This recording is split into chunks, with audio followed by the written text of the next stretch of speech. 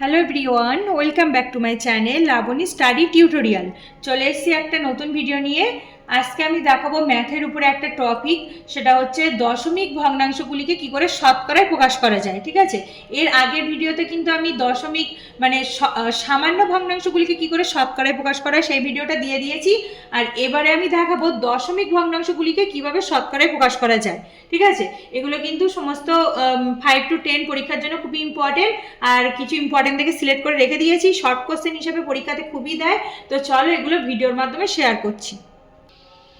আচ্ছা, ফার্স্টে দেখো দশমিক ভগ্নাংশ থেকে আমি শতকরায় করবো। তাই এখানে দেখো দশমিক আকারে কিন্তু দেয়া আছে আমার প্রতিটা সংখ্যা, দশমিকে দেয়া আছে। এবার আমাকে দশমিক থেকে নিয়ে যেতে হবে শতকরায়। ঠিক আছে, তাহলে কি করে করছি দেখো, প্রথমে রয়েছে 0.6।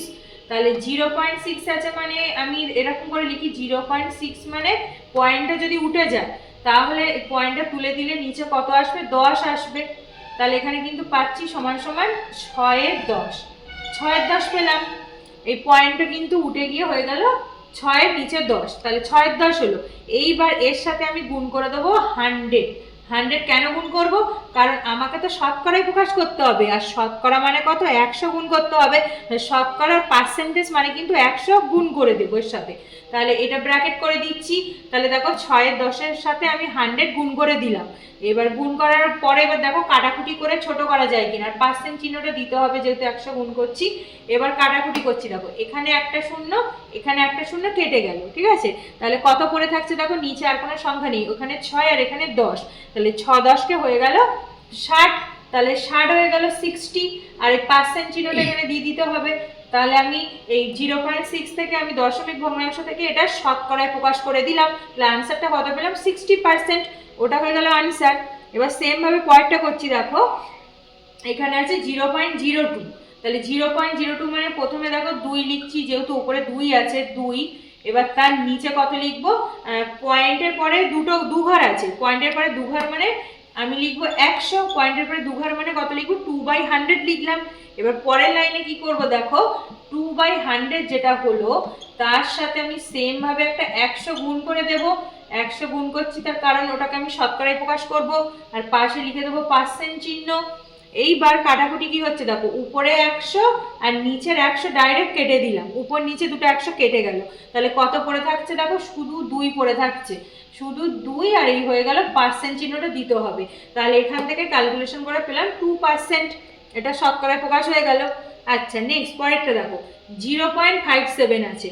0.57কে সেম ভাবে করছি, প্রথমে লিখলাম 57, তার নিচে দেখো পয়েন্টের পরে দুটো সংখ্যা, তাহলে পয়েন্টটাকে তুলে দিয়ে নিচে একটা 100 লিখে দিলাম। মানে 0.57 মানে হচ্ছে 57/100, মানে এই দুটো সংখ্যা বলে দুটো শূন্য। এবার পরের লাইনে দেখো 57/100, এই সংখ্যাটার সাথে আমি একটা 100 গুণ করে দেব, কারণ 100 গুণ করতে হবে, তার কারণ এটা পার্সেন্টেজে আমাকে নিয়ে যেতে হবে, শতকরায় নিয়ে যেতে হবে, সেজন্য 100 গুণ করে দিলাম। এবার দেখো এখানে 100, এখানে 100, এই দুটো ওপর নিচে কেটে যাচ্ছে। তাহলে কত পড়ে থাকছে, শুধু 57। তাহলে আমি কিন্তু এখানে শুধু 57% এটা পেয়ে গেলাম, 57% এটা পেলাম এখান থেকে। আচ্ছা, তাহলে ওটা হয়ে গেল উত্তর। এবার পরেরটা দেখো কি আছে, 1.21।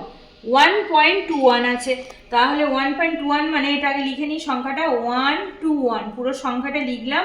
আর পয়েন্টটা লিখবো না, পয়েন্টটা তুলে দেবো। তাহলে পয়েন্ট তোলার জন্য নিচে কত আনতে হবে, 100, 100 আনতে হবে, কারণ পয়েন্টের পরে দুটো সংখ্যা আছে তাই দুটো শূন্য লিখলাম। তাহলে 121/100 হলো। এবার পরের লাইনে দেখো 121/100 ইন্টু এর সাথে গুণ করে দেবো কিন্তু একটা 100, কারণ শতকরায় পরিণত করতে হচ্ছে। তাহলে 100 গুণ করে দেবো ওর সাথে। এবার 100 গুণ করার পরে দেখো কি হচ্ছে, এই 100 উপর নিচ থেকে কেটে যাচ্ছে। তাহলে কত পড়ে থাকছে, শুধু 121 পড়ে থাকছে, আর বাইরে পার্সেন্ট চিহ্নটা দিতে হবে। তাহলে এখানে পড়ে থাকছে 121%, এটা পড়ে থাকছে 121%। ঠিক আছে, তাহলে শতকরায় ওটা প্রকাশ করা হয়ে গেল। এইবার নেক্সট দেখো কি আছে, 0.003 এটা দেয়া আছে, 0.003।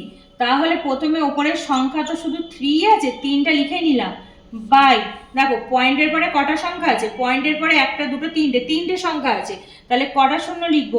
1, একটা, দুটো, তিনটে। তাহলে পয়েন্টের পরে যেহেতু তিনটে সংখ্যা, তাহলে তিনটে শূন্য লিখে দিলাম। এইবার পরের লাইনে 3 বাই কত হলো এখানে? 1000, একটা, দুটো, তিনটে, 1000, এটা হলো ইন্টু এর সাথে কত গুণ করব? 100 গুণ করব, যেহেতু শতকরায় 100 গুণ করে দিলাম। 100 গুণ করার পরে এবার দেখো কাটাকুটি করছি কিভাবে। এখানে একটা শূন্য, এখানে একটা শূন্য, দুটো শূন্য কেটে গেল, আর এই উপরের একটা শূন্য, দুটো শূন্য কেটে গেল। তাহলে উপর থেকে সব দুটো শূন্য কেটে দিলাম। তাহলে কত পড়ে থাকছে দেখো, আর এই বাইরে কিন্তু পার্সেন্ট চিহ্নটা দিতে হবে। তাহলে কত পড়ে থাকছে? উপর থেকে পড়ে থাকছে 3, আর নিচে পড়ে থাকছে কিন্তু 10।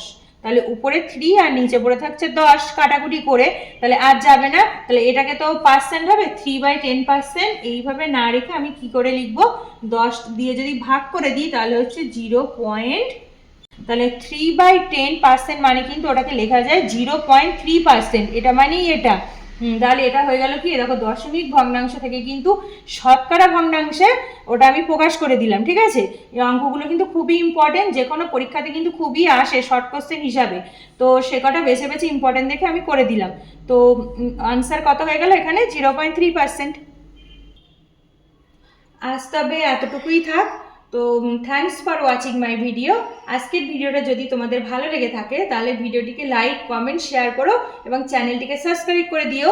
তো দেখা হচ্ছে পরবর্তী আরও নতুন অন্য কোনো ভিডিওর সাথে। ততক্ষণ তোমরা ভিডিওগুলো দেখতে থেকো ও সাথে থেকো। তো টাটা।